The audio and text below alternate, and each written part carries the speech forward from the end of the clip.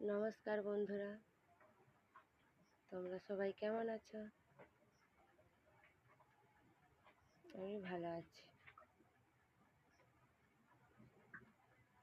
আমার শরীরটা খুব খারাপ এই দুদিন, তাই ভিডিও করতে পারছি না।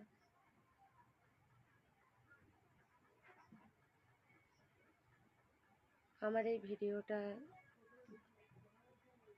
যারা দেখছো তারা please subscribe, like, comment, share করে দিও।